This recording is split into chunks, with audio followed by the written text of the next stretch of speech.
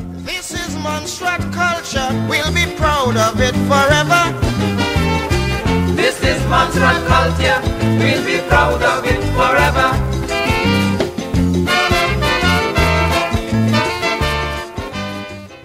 This is my Montserrat Stratian Voices, and our voice today is Myrle Roach from Tropical Productions. Welcome to my Montserrat, Myrle. How are you? I'm good, and thanks for having me. For some of the people who might not know who you are, introduce yourself to the fans. Well, my name's Myrle, as you said, Myrle Roach. Some people know me from being on the stage doing plays back in the day with David Edgecombe and Yvonne Weeks. Other people know me from being a chaperone a couple of times in Festival Queen Show back in the 90s. Other people know me from our group, Tropical Productions, who we did a couple of things in the 90s. We did a Miss Tropical Isle show a couple of years that brought in people from different countries. You know, I've always been involved in something to do with the social and the cultural scene in Montserrat. Okay. Which part of the island you're from? Where did you grow up? Across the bridge. Town Hill, Parsons Road. I'm familiar with that place. Yes, yes, right below Jubilee Park. I lived there from I was 2 years old until the volcano forced me to move. Right. So you were a big road relay fan then? You know who garage just below me? Sergio, I mean, right. Boss, that don't even start at those days of Easter Monday road relay. On the back of some pickup going, Myrle has to be there because I have to follow the race. Right. You know who my team had to be? Yeah, you support all the teams from across the bridge. Once you come from across the bridge, I am your biggest supporter. Right. Always support anything from across the bridge. We're going to talk a little bit about Tropical Productions and their involvement with the upcoming Queen Show. So tell us a little bit about Tropical Productions.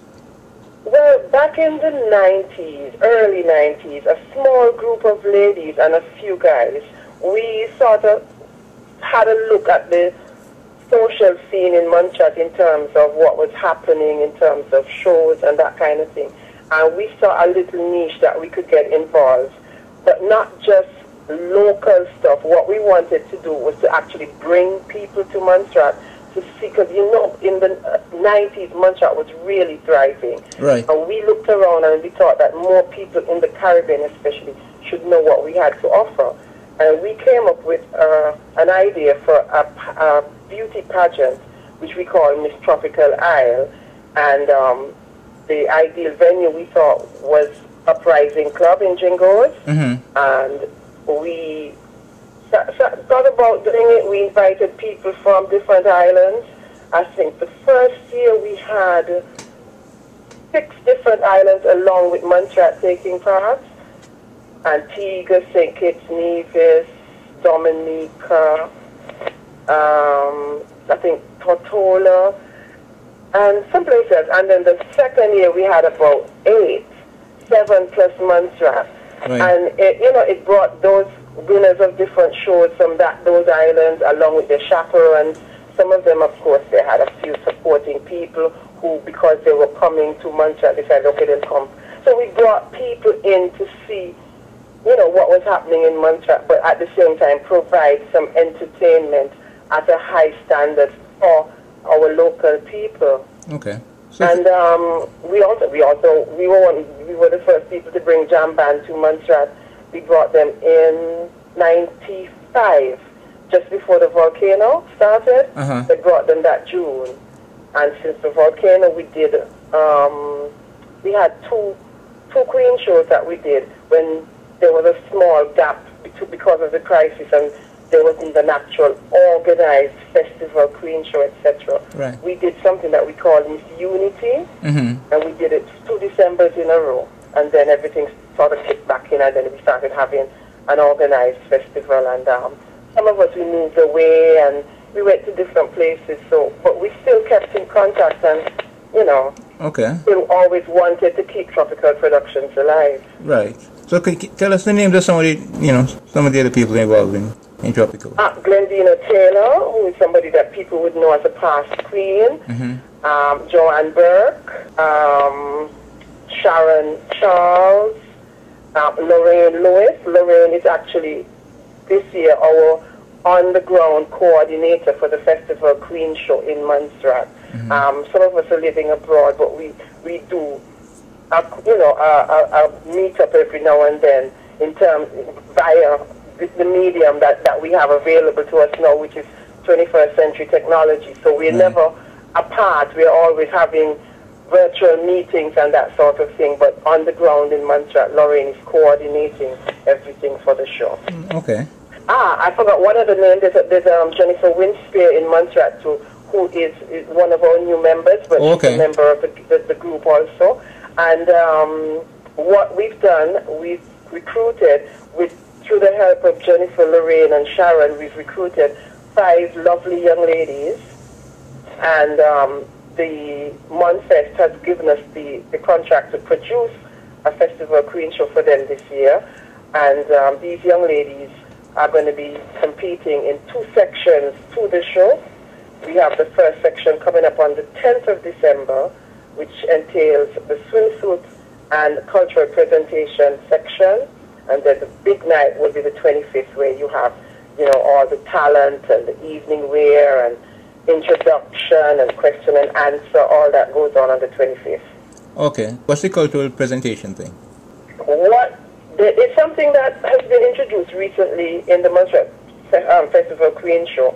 Last year they called it professional presentation or something like that. But we decided to take it in a slightly different angle this year. The theme actually for the Queen Show this year is uniquely menstruation. Okay. And we've asked the girls to look at something that is uniquely menstruation and make a presentation about that. So that's why we've actually called it a cultural presentation, because it's something to do with the culture and the traditions of Montserrat, that these ladies will be looking at something. We don't know what it is. We can't reveal what it is. Right. It could be a place. It could be a person. It could be a thing. And they'll make a presentation on the 10th about it. A short presentation. They might be able to use props if they need props. They can use PowerPoint stuff on on the screen behind them. But it's all about the way they present the facts that they've researched and put together. Okay. Uniquely menstruation. I like that. Yeah. Yeah.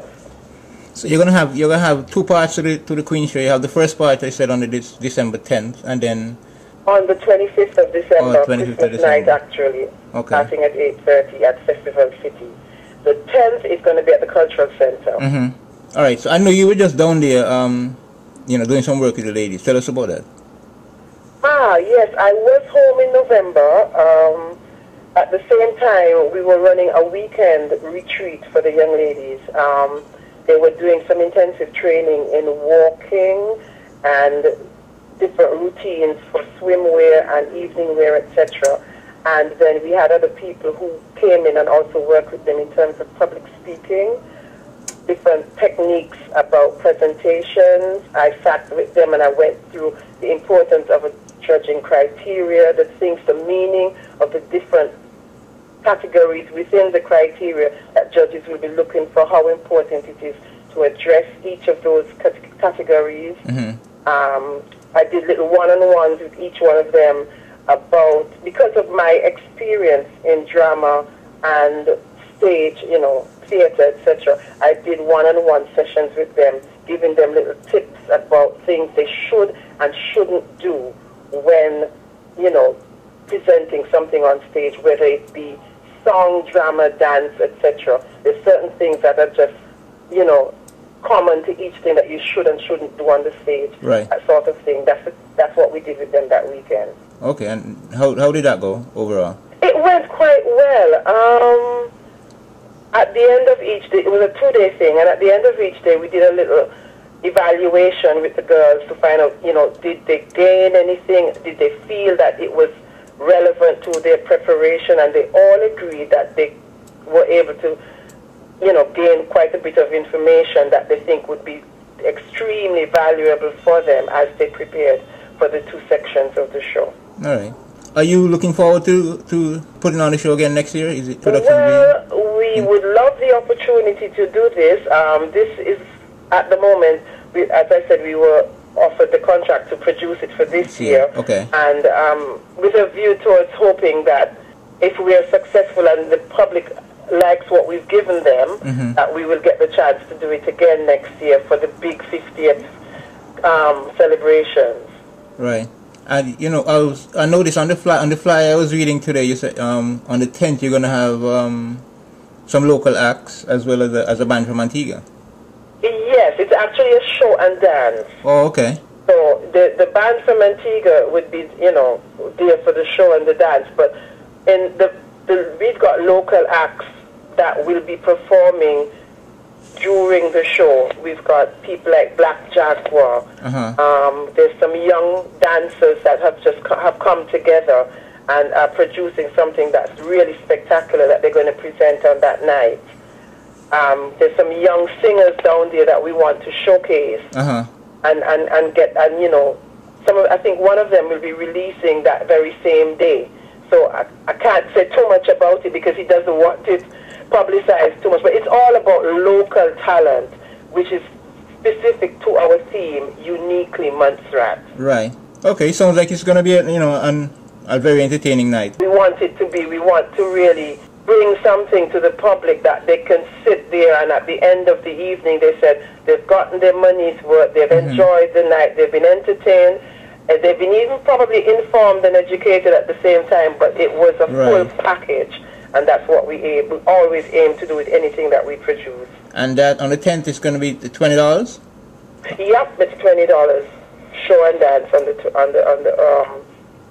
10th. And as I said, it's a full package. You've got 3 appearances by the girls because there'll be an introductory segment. Of course, that, you know, we'll have a big introduction segment with them. Right. And then you've got a few acts, and then you've got them doing their cultural presentations. Right. Then you've got a little break, and then I know what most guys will be coming for. It will be the swimsuit. Yeah. Then we've got, you know, the real big bang to end the show would be the swimsuit presentation. So speaking of, for people like me who be, you know, looking on from afar, is it going to be broadcast? We are hoping. We've been working on it. We haven't got an answer yet, unfortunately. I can't give a yes or a no yet, but it's something that we've asked about and it's been looked into. So as soon as we know, we will let the public know that they can log on that night and actually be part of the whole thing. Because unfortunately, myself, I won't be there either. Okay. But you know, I'll be dying to see the products of what I've, you know, been working on along with Lorraine and Glenn and Joanne and Sharon and Jennifer. You know, I want to be able to see it. So we're really hoping that everything works out and it will be streamed live. Yeah, I don't want to miss the you know, the cultural presentation. I think those really will be brilliant because the girls were all excited and they had come up with some pretty exciting things that they wanted to research about Montserrat, because for some of them it was things that they heard about but never lived, if you know what I mean. Right. So it gave them a lot of pleasure and things to actually go and research these things and learn, and because that is part of it. Their personal development is also part of preparing for Queen Show and all of that, and that's the kind of thing that we really push. Yeah, and you know, it's going to be educational, I think, for you know, quite a few people tuning in. Especially the young people. Yeah. They'll be hearing and seeing things that they've, you know, probably heard mentioned once or twice, but never knew what this meant. Right. Interesting stuff. So you know, I like to reminisce a lot about the way things were once upon a time.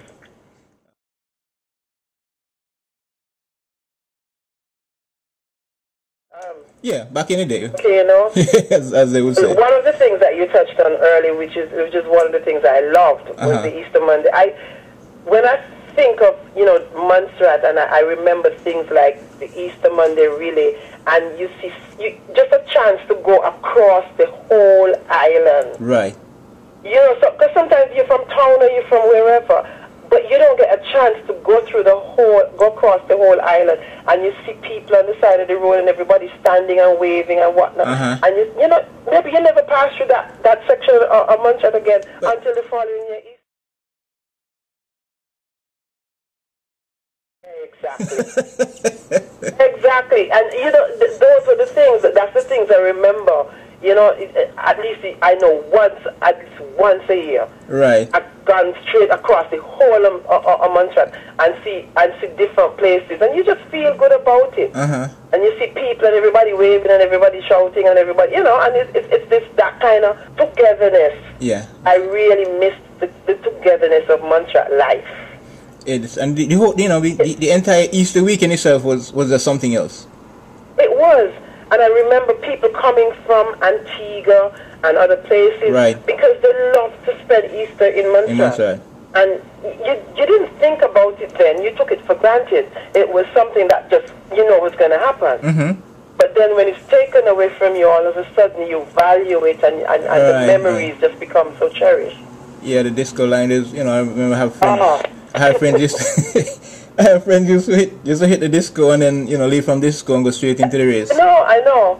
There's a timing in La Cave, you know, by a certain time you have to be out. Right. Because you want to see the race start. I get up to Carkill. Yeah. You know, there were certain things that were just standard. They were expected. You know that by a certain time you have to be out to disco. Right. Because you want to see that race start. And if you even think, sometimes some people had different ways of following it. Some people went behind it all the way. Some people went and met it from the other direction. Right. You know, everybody had their own way. Yeah, you know, people actually, you know, map out a strategy so where they want to pick it up. Yep. It was something. It was the biggest thing after Christmas for Monstratians. Pretty much. It was one of the biggest things, really. And I just tell people it's as much of a cultural event as it was a race. It really was, because things like that. People might think it's sport, but it became a cultural event. Right. It became ingrained in us as a tradition, as a part of our culture.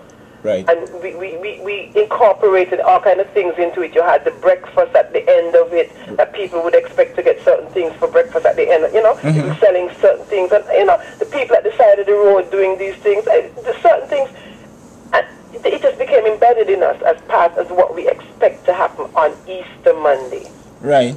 You know, and I was chatting with Paul a couple of months ago, and one of the things you mentioned, which, you know, you realize now, is you had no idea there were so many cars on Montserrat until you see them lined up on Easter Monday. Honestly, it's so true. That is so true. You get to a certain point on that North Road, right? And you look back. It's unreal. And you're saying, wait. Where are these cars coming from? I'll tell you. Yep. True. As I said, Easter Monday and Christmas, those things are held dear. You know, our traditions, things from childhood. You know, every summer, what the things that you used to do, the fruits you look forward to eating, and right, kind of things. Nobody can take them away. No volcano, no thousands of miles being apart and away from Montserrat can take that away from a Monstratian. No, and you know, and touching back on your theme there, these are things that are all, you know, uniquely Monstratian. And these are things that the young people of today need to know about. Yeah. They, of course, are making their own traditions, which is quite correct. Right. But they need to know the traditions that went on before that are informing the things that they're doing now. Right. Important. It's so important, so that they could respect and value what went on before as they continue to make their own new ones. Right. Keeps us all connected. Yep, definitely. So that's how traditions evolve and grow and continue to develop. So I know you were very active in the theater at one time. Are you still involved in any way? I haven't done a lot of it here in England. I've done some in Northampton where I work, in terms of Black History Month and that sort of thing. I do a bit of poetry reading every now and then. People call on me to do that. But I do miss the actual theater that I used to be involved in. As I said, I started off really way back when secondary school did Moko Jumbi Pan Stick as the 50th anniversary of secondary school education. That was my first time on stage, and I got hooked. I got hooked, and after that, David Edgecombe roped me in, and I did a few of his plays, and then I became involved with Yvonne Weeks when we started Rainbow Theatre, and we did quite a few plays upstairs, the new Catholic school, when they had built the new school, and they had that big hall at the top. Right. Yeah, that's where we did quite a few of our plays just before Volcano started. Oh, okay. And so you, with David Edgecombe, you guys used to be at was that University Center? University Center, yeah. I caught a couple of plays up there. Yes, yeah, yeah. The University Center was a place that, you know, it actually was where I used to go also to look at plays when they used to come from away. There was people from Antigua and Dominica and St. Kitts used to bring plays, and I used to look at these people and I said, boy, it must be interesting to be up there doing a play. And then I got hooked and started being up there myself. Right. I remember catching a couple of plays up there. I saw Gus White in a couple of plays up there. Oh, yes. Yes. My first major play that I did with David, I actually acted with Gus. And I remember feeling sort of overwhelmed when I went first to rehearse and that sort of thing. Because these are people I used to look at and admire, and these people were great actors, and now all of a sudden I was being part of it, and I was like, you know, I wonder if I could live up to it. And they just welcomed me in, and they said, yeah man, you could, if you weren't good, you wouldn't be here with us. We are all good together, and you know, they groomed me and they encouraged me along, and next thing I was there on stage with them. Yeah, that's one of the things I remember vividly, and growing up as a youngster, you know, going to the University Center to catch a couple of plays. That was great stuff. It was something that, it was, as you say, it was a part of our culture at the time. Right. You know, at least how many times per year there were going to be some plays at the University Center. Yeah, you get involved in that. Listen, one question before you go though. Talk to me about the national dress. I've seen couple pictures of you in the national dress. That's something that has always fascinated me. Talk to me a little bit about that before we go. Actually, when they put it together, I wasn't at home, so I wasn't involved in the actual putting together of the national dress. But I think it is something that is so patriotic to Montserrat that when you put it on, you just automatically straighten your shoulders and you just think of home. And people, the reaction that people give you when you're wearing the national dress. The picture I sent you all was taken at a friend's wedding, and there were so many people from other islands and England who were at the wedding, and immediately they were drawn. Is that your national dress? It's lovely. We love the plaid, you know, that sort of thing. Once at the annual trade thing, that World Trade Fair that they usually have at in England, the Montserrat booth, we put up one there, and the amount of people who stopped and just admired it. It's something that makes you feel proud, and I think it was one of the best things they ever did, was to develop a national dress for Montserrat. I mean, it's one of the best things. It's absolutely beautiful. I love it. It is gorgeous, and when I hear people from other islands saying it, you know, it makes me feel even more proud. So how do you get one of those? Well, there's a little brochure that they produced some time ago as to how to make it correctly, and basically, if you can get the plaid from Montserrat, you can get it through the cultural office, and if they ask them for one of the brochures, and it would, any seamstress can make it once they have the brochure, which tells them that, you know, how the different things. For some people do it slightly differently because they're not sure if there's a trimming here or if there's ribbons there or what. But what I did was to get the actual brochure that goes with it and gave it to the seamstress so that she could follow the pattern, so it was done authentically correct. Oh, okay. And where do we get the brochure again? You can get it through the cultural center, the cultural office in Montserrat. Okay. But if you wish, I could email you one, because I kept mine via email. Oh, that would be great. We put it up. So not a problem. I'll do that for you. People who want to do it can get it. They can get it done authentically correct. Exactly correct with it. It was designed to be made. Okay. Is there a link online to Tropical Productions? Do you have like a Facebook page or something that people can? All we have at the moment is a event page for the actual event coming up. Okay. We're just so busy at the moment that the plans to set up the Facebook page, nobody was able to take the time to do it. So I just went ahead and did an events page that actually has the event on, and it has pictures of the girls. Okay. On it also. All right. Well, what you do is keep us posted if you got something coming up. Send us an email. I definitely will. Send us an email and we'll put it up for you. No problem. Listen, Myrle, it was a pleasure. Good luck with the show this year. Thank you so much for talking to me about it and sharing this with my Montserrat public, and I must say to you, thank you for my Montserrat, because I think it's a tremendous effort that you've put together here, and keep it going with all the stuff that you do. I don't know how you manage. We're trying. No, you're more than trying. You're succeeding. All you need to do now is to keep on doing it. Thank you. We plan to do just that.